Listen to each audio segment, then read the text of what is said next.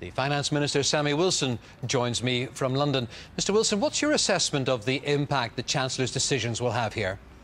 Well, there'll be a number of impacts. First of all, consumers are going to pay higher VAT from January onwards. For workers, are going to pay more in national insurance from April onwards. And for public sector workers, they're going to have a limit on public sector pay and also some tax on pension contributions.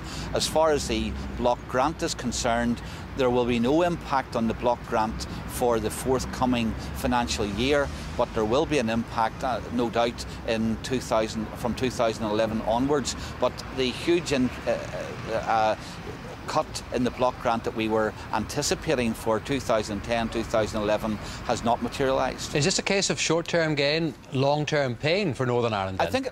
I think that it is, Paul. I mean, really, this is probably a politician's budget with an election in mind, because I think that many of the hard decisions are being put off until the year after the election. The one thing we do know is that public sector debt is going up, borrowing is going up, inflation's going to go up, growth has been much lower this year, or the negative impact on the economy is much greater this year than what was expected. So there's a huge backlog of debt to be dealt with, and it's got to be dealt with sometime. But very briefly, Mr Wilson, if the block grant for Northern Ireland is eventually cut, where will the savings come from?